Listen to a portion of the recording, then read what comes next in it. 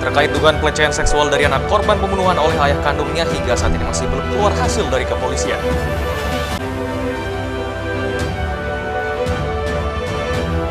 Petani cabai di Desa Perina, Lombok Tengah terancam gagal panen.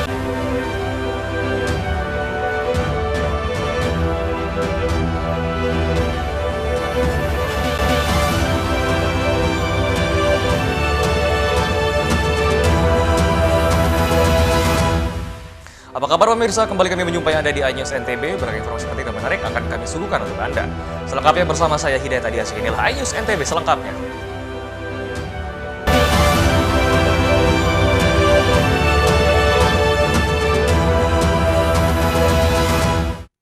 Kita awali informasi pertama pemirsa terkait dugaan pelecehan seksual dari anak korban pembunuhan oleh ayah kandungnya. Hingga saat ini belum keluar dan polisi masih menunggu hasil resmi dari pihak Rumah Sakit Bayangkara Polda NTB yang melakukan otopsi. Hasil otopsi anak korban pembunuhan oleh ayah kandungnya sendiri di Mataram dalam waktu dekat ini akan segera disampaikan Polresta Mataram karena hasil reminya belum keluar dari pihak Rumah Sakit Bayangkara Polda NTB. Proses otopsi jenazah NRF 9 tahun telah dilakukan tim dokter Rumah Sakit Bayangkara Polda NTB beberapa waktu lalu. Otopsi dilakukan menyusul adanya indikasi korban menjadi korban pelecehan seksual oleh pelaku yang tidak lain ayah kandungnya sendiri. Yang jelas kalau perkara itu kan sudah cukup jelas. Dari bukti permulaan kita sudah bisa menaikkan ataupun menjadikan bapaknya menjadi tersangka utama penganiayaan yang mengakibatkan putrinya meninggal dunia. Jelas ya, dia meninggal karena dianiaya oleh bapaknya. Ini penganiayaannya, tapi penyebab kematiannya kita masih menunggu dari hasil otopsi. Apakah karena organ dalamnya yang rusak atau lehernya dan sebagainya, kita masih nunggu hasil otopsi. Sebelumnya polisi telah menetapkan pelaku S 42 tahun ayah kandung korban menjadi pelaku pembunuhan terhadap putrinya NRF 9 tahun yang masih duduk di bangku kelas 3 sekolah dasar. Pelaku S mengaku melakukan penamparan dan pembekapan saat menghabisi nyawa korban. Tindakan tersebut dipicu emosi sesaat atas ucapan korban. Berdasarkan hasil visum ditemukan adanya kesesuaian dengan kondisi jasad korban yang mengalami gigi geraham patah dan lebam pada leher untuk memastikan dan mengungkap kematian korban yang diduga juga menjadi korban pelecehan seksual hingga dilakukan otopsi. Dari Mataram, Hari Kasidi, iNews melaporkan. Petani cabai di Desa Perina, Lombok Tengah terancam gagal panen karena lahan mereka kekurangan air akibat dampak musim kemarau panjang. 1 hektar tanaman cabai di Desa Perina, Kecamatan Jonggat, Lombok Tengah rusak akibat kekeringan. Kondisi ketiadaan air di lahan pertanian terjadi sejak 2 bulan terakhir sehingga mengharuskan petani untuk membeli air. Kendati demikian, air yang dibeli tidak memberikan perubahan untuk kondisi cabai di musim kekeringan ini, sementara hujan tidak kunjung turun. Petani mengaku akibat kekeringan ini petani harus menelan kerugian hingga 30 juta rupiah. Pasalnya jika tanaman cabai berhasil, petani dapat memperoleh 10 ton cabai. Dia berhasil itu dapat sekitar 10 ton. 10 ton ya? Ya. Tapi kalau sekarang gagal ya? Gagal. Kerugian yang udah masuk sekitar 30-an lah. Modalnya ya? Iya, modalnya. Dan nggak bisa balik modal kan? Nggak bisa kayaknya, soalnya udah gagal dia hitungannya. Selain cabai, tanaman lain seperti tomat dan mentimun juga terdampak akibat kekeringan ini. Dari Lombok Tengah, Emma Widiawati, iNews melaporkan. Ya, sementara itu harga cabai di pasar tradisional Lombok Barat merangkak naik hingga menembus harga Rp65.000 per kilonya. Kenaikan harga cabai ini disinyalir karena kurangnya pasokan dari petani. Kenaikan harga bahan pokok di pasar tradisional Lombok Barat terus meroket, salah satu komoditi yang mengalami kenaikan cukup signifikan, yakni cabai. Data Dinas Koperasi Usaha Mikro, Perindustrian dan Perdagangan, harga cabai merah besar lokal dari Rp60.000 per kilogram naik menjadi Rp65.000 per kilogram. Sementara harga cabai rawit dari Rp40.000 per kilogram menjadi Rp45.000 per kilogram. Kenaikan harga komoditas cabai itu dipengaruhi beberapa faktor, diantaranya peningkatan permintaan dan stok yang terbatas. Kenaikan harga cabai juga disebabkan oleh faktor cuaca yang menyebabkan volume panen berkurang. Walaupun mahal tetap ada yang beli, Bu. Berapa kilo dijual sehari, Bu? Kadang 5 kilo, kadang 6, Sebelumnya berapa harga cabai ini, Bu? 5, 20. Oh, itu sebelumnya. Sekarang naik jadi 60, Bu ya. Yang hijaunya. Ya, berapa dia? Oh, beda 20.000 ya. Tapi banyak nggak yang cari karena murah? Banyak nggak yang cari? Oh, itu.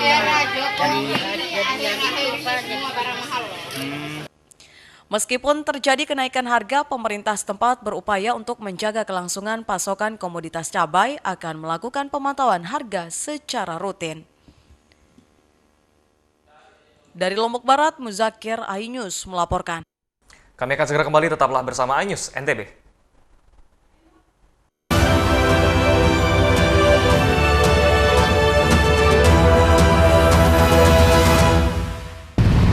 Halo Gen Ranger, salam genre.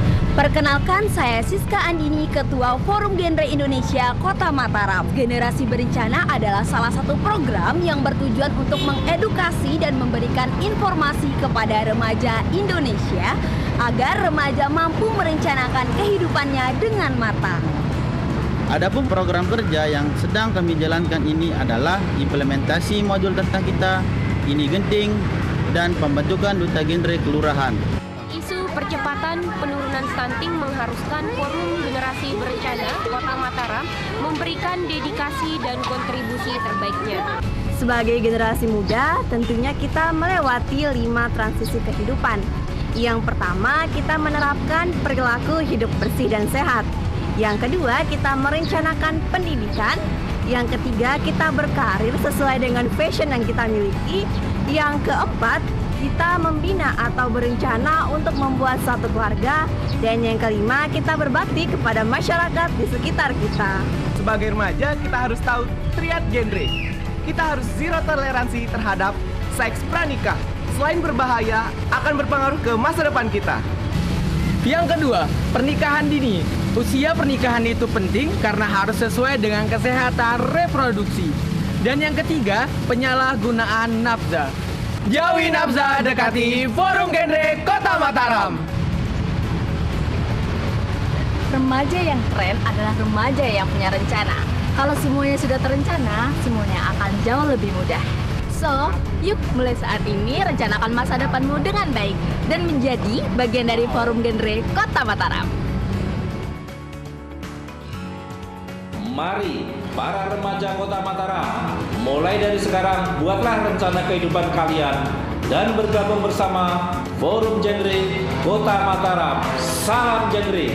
Salam genre. Salam. Remaja genre. Sehat, cerdas, ceria.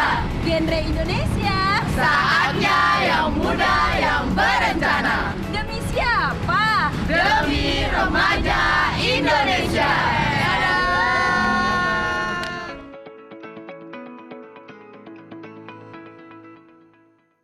Saya Aiman Wicaksono. Saya akan mengupas tuntas malam ini. Saya mendapatkan kesempatan secara eksklusif. Bismillah, walaupun itu teman. 4 miliar dalam 1 jam itu nggak sulit. Betul. The Prime Show with Aiman. Setiap Rabu pukul 8:30 malam. Saya Prabowo Revolusi. Kita berbagi cerita. Rupanya konspirasi itu ini. Oh iya. Apakah jadi capres? Kita setuju. Sebetulnya saya ini untuk menjadi presiden, saya harus siap. Konspirasi Prabu. Setiap Rabu pukul 9:30 malam. Kompilasi berita olahraga paling top dan sensasional, baik dalam dan luar negeri. Menyaksikan Top Sport bersama saya, Tanjung Ramai. Enak, bikin mata kita melek dan rasanya mantap. Temani weekendmu bersama program kuliner spesial. Kalaparan, eksplor gokil wisata kuliner. Hidden Gem, tempat makan yang jarang terekspos. Food Diary, mengupas sejarah kuliner dan viral. Ini enak banget. Saksikan Kuliner Special Weekend, Sabtu dan Minggu, pukul 10 pagi di iNews. Mengupas makna dan tafsir Al-Quran bersama ulama terkemuka tanah air. Kaumum min kaum khairun minal yadis sufla. Nggak bakal bisa dibayar oleh dunia dan seisinya. Jelas, lugas untuk kehidupan sehari-hari. Di antara yang merusak hati adalah buruk sangka. Wa aqimus shalah wa atuz zakah. Itu pun sejajar dengan jihad fisabilillah. Cahaya Hati Indonesia, Sabtu dan Minggu pukul 12 siang di iNews. Hadir menemani pagi Anda dengan sajian informasi unik dan menarik. Walabi hutan yang merupakan hewan asli Papua Nugini. Dari Jepang disebut sebagai kare raisu. Menghadirkan bintang tamu yang menginspirasi. Campuran apa ini? Ini lemon. Oh lemon, ya. Kita peras, itu harus dipotongin dengan dekat bagian mata. Kalau nggak Morning dipotong, Update, Senin sampai Jumat pukul 7 pagi di iNews.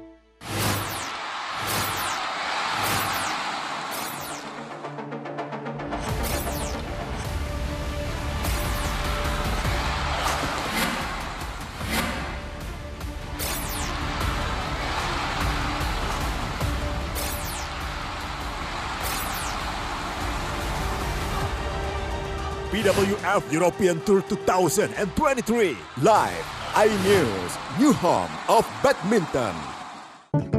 Halo teman-teman, saya mau mengajak teman-teman untuk menjaga kebersihan lingkungan agar tidak menimbulkan bencana seperti menyebabkan kerusakan ekologis, menyebarkan penyakit, menyebabkan terjadinya banjir, dan menyebabkan bau yang tidak sedap. Ayo jaga kebersihan lingkungan kita dari sampah lingkungan dan sampah masyarakat. Mari kita pulangkan sampah-sampah kita ke tempat yang semestinya. Karena satu sampah yang kau buang sembarangan akan menimbulkan 1001 macam bencana. Namun, satu sampah yang kau buang ke tempatnya akan menyelamatkan seluruh alam semesta. Mari teman-teman kita buang sampah pada tempatnya untuk menjaga kelestarian lingkungan kita.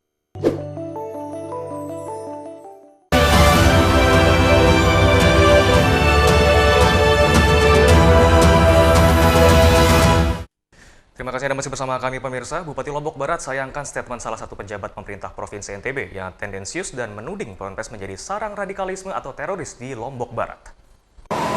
Pasca penangkapan terduga teroris di rumah Kediri Lombok Barat, Bupati Lombok Barat Fauzan Khalid sayangkan pernyataan salah satu pejabat pemerintah Provinsi NTB yang menyatakan Ponpes menjadi sarang radikalisme atau teroris. Menurut Bupati Lombok Barat, pernyataan tersebut dinilai sangat mencederai para pegiat Ponpes di Lombok Barat dan dikhawatirkan akan menjadi presiden buruk bagi citra dan proses pendidikan di pondok pesantren di Lombok Barat. Kita tidak boleh menyalahkan, tidak boleh punya tendensi apapun terhadap lembaga apapun, lebih-lebih lembaga pondok pesantren. Yang namanya orang, mohon maaf, orang mabuk, yang namanya orang narkoba, itu tidak ada kaitannya dengan di mana siapa. Ya, sekali lagi justru mari kita bersatu, jangan saling mencari kesalahan. Sebelumnya 3 orang warga rumah Kecamatan Kediri Lombok Barat diamankan Densus 88 beberapa waktu lalu.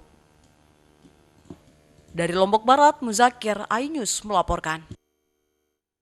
Sementara itu pemirsa, pemerintah Kabupaten Lombok Tengah wacanakan eks-kantor pendidikan yang akan dijadikan pusat tenun dan kerajinan daerah masih dalam proses desain bangunan. Wacana pemerintah Lombok Tengah untuk menjadikan eks-kantor pendidikan sebagai pusat tenun dan kerajinan khas daerah semakin dimatangkan. Pasalnya saat ini telah dalam tahap desain bangunan. Bangunan sentra kerajinan kedepannya akan difungsikan untuk peningkatan fungsi alun-alun Tastura. Wakil Bupati Lombok Tengah M. Nursiah menjelaskan rencana sentral kerajinan eks-kantor pendidikan saat ini tengah dalam perencanaan desain dan pembicaraan fungsi. Sementara itu pemerintah daerah mewancanakan sebagai peningkatan orientasi berbasis budaya. Dalam persiapan desainnya dan nanti desainnya itu akan menjadi sosialisasi dulu, termasuk juga kaitan dengan mengundang yang terkait konsepnya seperti apa, desain seperti apa, fungsinya seperti apa. Terkait anggaran untuk pemanfaatan bangunan untuk peningkatan alun-alun sudah dianggarkan dengan target 1 tahun anggaran. Dari Lombok Tengah, Emma Widiawati, iNews melaporkan. Ya, masyarakat Sasak di Desa Jurit, Lombok Timur memiliki tradisi Roah Syukur Siu, di mana tradisi ini sebagai ungkapan rasa syukur atas melimpahnya rezeki. Para tokoh adat dan warga membawa sesajian dan makanan khas Sasak menuju sumber mata air Koko Bumbang di Desa Jurit, Kecamatan Masbage, Lombok Timur untuk menggelar tradisi Roah Syukur Siu. Roah dalam bahasa Sasak berarti pesta atau selamatan, sedangkan Siu berarti 1000 atau bermakna tak terhingga. Prosesi adat ini dimulai dengan arak-arakan warga membawa sesajian dan makanan khas Sasak menuju sumber mata air. Selanjutnya para tokoh adat meminta izin ke warga dan makhluk tak kasat mata untuk melaksanakan ritual di sekitar sumber mata air dengan memotong 2 ekor ayam dan melaksanakan zikir dan doa. Tradisi Roah Syukur Siu ini dilaksanakan secara turun-temurun sebagai ungkap rasa syukur tak terhingga atas limpahan rizki yang dianugerahkan Sang Maha Pencipta sekaligus memohon turun hujan. Proses ritual yang dilakukan di sini dalam menyambut mungkin musim hujan, untuk kita juga meminta hujan kepada Allah Subhanahu wa Ta'ala. Tadi sudah dilakukan prosesnya, diiringi oleh bupati juga, kemudian tokoh budaya yang lainnya melakukan proses itu. Diawali dengan meminta permisi lah pada masyarakat di sekitar. Tentu saya mengapresiasi, lebih-lebih apresiasi budaya di Jurit ini juga dikaitkan dengan ikhtiar masyarakat untuk datang hujan segera. Karena di agama kita juga kalau kita mau tambahan itu kan harus selamat bersyukur. Sebagaimana surat Ibrahim ayat 7, la in syakartum la azidannakum wa la in kafartum inna azabi lasyadid. Jadi kalau kita bersyukur insyaallah nikmat Tuhan akan. Tradisi ini diharapkan tetap lestari sebagai kekayaan kearifan lokal masyarakat suku Sasak dan menambah keragaman destinasi budaya di Lombok Timur. Dari Lombok Timur, Ramli Nurawang, iNews melaporkan. Kami akan segera kembali, tetaplah bersama iNews NTB.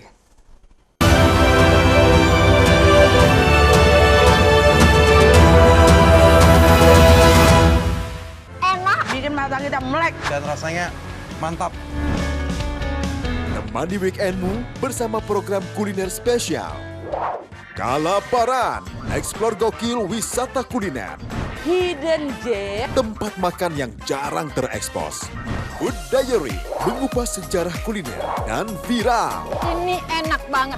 Saksikan kuliner spesial weekend, Sabtu dan Minggu, pukul 10 pagi di iNews. Saya Aiman Wicaksono, saya akan mengupas tuntas malam ini.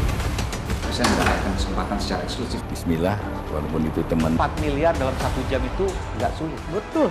The Prime Show with Aiman, setiap Rabu pukul 8:30 malam. Saya Prabowo Revolusi, kita berbagi cerita. Rupanya konspirasi itu ini. Oh iya. Apakah jadi capres? Kita setuju. Sebetulnya saya ini untuk menjadi presiden, saya harus siap. Konspirasi Prabu, setiap Rabu pukul 9:30 malam. Kompilasi berita olahraga paling top dan sensasional, baik dalam dan luar negeri. Menyaksikan Top Sport bersama saya, Sanjira Karawai.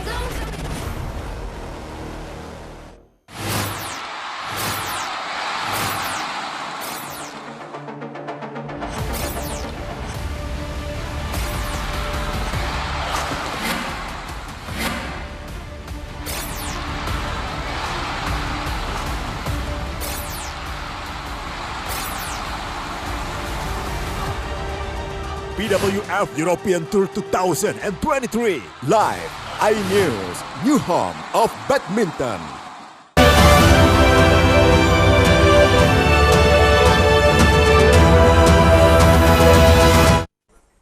Ya, terima kasih Anda masih bersama kami pemirsa. Bagi pengunjung yang berwisata ke destinasi wisata Karangsidemen Lombok Tengah, tidak lengkap belum mencoba sensasi hangatnya kopi robusta dari racikan penduduk setempat, di mana selain cita rasa dan aroma khas juga memiliki khasiatnya. Salah satu dusun di desa Karangsidemen, Kecamatan Batu Keliang Utara, Kabupaten Lombok Tengah, yang terletak di bawah kaki Gunung Rinjani ini, menjadi sentra penghasil kopi dan warga setempat meracik kopi tersebut untuk disuguhkan kepada wisatawan yang datang berwisata ke desa mereka. Salah satu pegiat kopi, Kaharudin, mengatakan kopi robusta selain cita rasa dan aroma khas juga memiliki berbagai khasiat karena melalui proses secara organik, yaitu manual tanpa menggunakan alat mesin. Setiap harinya sedikitnya 8 ibu-ibu melakukan aktivitasnya menggoreng biji kopi jenis robusta ini setelah sebelumnya dicampur beras dengan perbandingan 1:8. Kopi kelebut bikin semangat jadi ngebut, itu slogannya kita. Kita sudah berapa tahun ini menggeluti usaha ini. Sebenarnya dari 2016, tapi kita keluar tahun 2020 untuk penjualan produknya lah. Tercatat 37 penduduk yang tinggal di kaki Rinjani Karangsidemen masing-masing memiliki kebun kopi dengan luas berbeda mulai 1 sampai 5 hektar. Mereka dapat menghasilkan sekitar 1 ton per hektar dan panen raya setiap bulan Agustus. Penduduk Karangsidemen belajar berkebun kopi, mengolah dan mengemasnya menjadi produk yang menarik seperti yang dilakukan oleh Kaharudin ini. Kopi robusta ini tersedia dalam kemasan 100 gram yang dijual 15.000, dikemas secara modern dengan menggunakan bungkus berlapis dan juga dalam bentuk botolan. Biasanya kopi ini oleh Kaharudin dijual ke luar daerah. Dari Lombok Tengah, Herkiandi, iNews melaporkan. Ya pemirsa, hampir setiap hari Anda mungkin meminum kopi Arabica, tapi tahukah Anda bagaimana proses kopi Arabica dibuat? Berikut liputannya untuk Anda.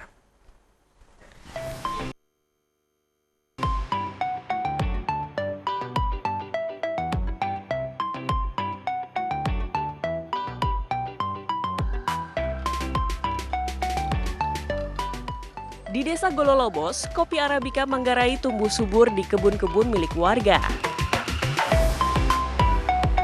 Pada masa panen, warga bisa memanen hingga 1.200 liter biji kopi dalam 4 kali panen. Tanpa harus menggunakan pupuk buatan, tanaman kopi Arabica Manggarai tumbuh subur dengan kualitas biji kopi yang baik.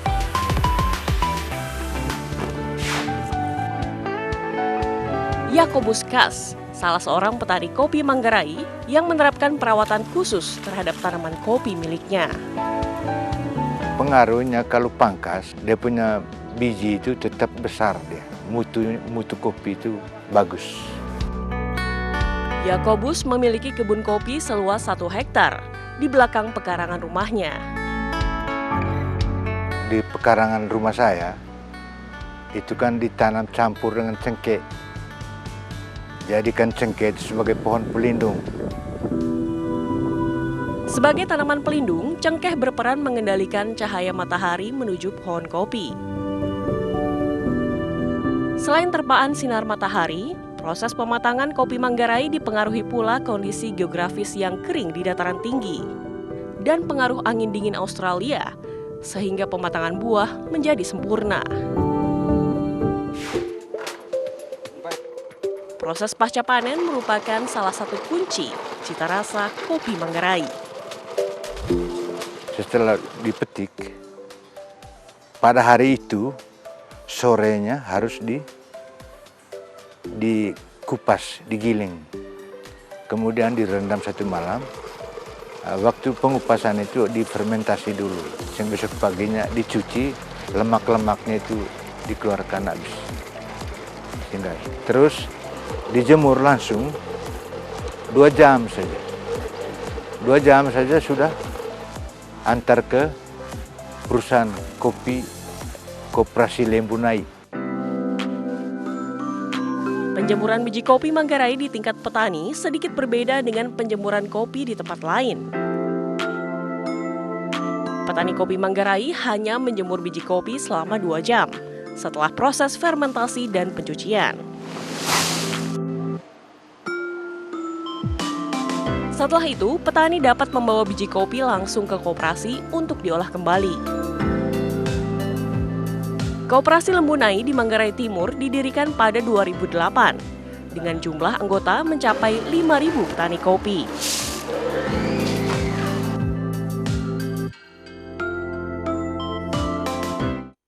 Ya pemirsa, jika Anda penat dengan kesibukan rutinitas sehari-hari, cobalah sensasi memetik stroberi di agrowisata Stroberi Sembalun, Lombok Timur, di mana pengunjung disuguhkan dengan hamparan perbukitan yang indah dan juga udara yang segar untuk membuat rasa penat Anda hilang. Dan kalau Anda penasaran, berikut liputan selengkapnya untuk Anda.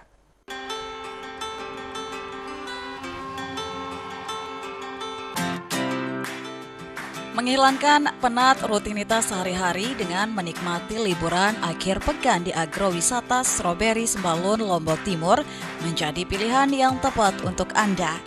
Dengan merogoh kocek Rp20.000 per orang, pengunjung sudah bisa merasakan sensasi memetik buah stroberi langsung dari pohonnya dan makan stroberi sepuasnya.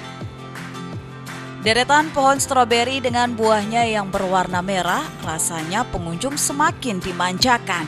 Ditambah dengan hamparan perbukitan yang mengitari 360 derajat lahan agrowisata stroberi dan udara sejuk pegunungan menjadi daya tarik wisatawan. Salah satu pengunjung mengaku sensasi petik buah stroberi dari pohonnya rasanya lebih segar dari stroberi yang sudah dikemas di pasaran. Dan ia sengaja jauh-jauh dari Mataram berkunjung ke agrowisata Stroberi Sembalun untuk menghilangkan penat dengan rutinitasnya sehari-hari. Buat teman-teman yang mau ngerasain sensasi petik stroberi dengan rasa yang segar itu ya datang langsung ke Sembalun. Jadinya ini tuh benar-benar enak. Kalau di Mataram kan ini rasanya kecut ya, tapi di sini seger. Kecutnya tuh jadi seger karena suasana dinginnya itu.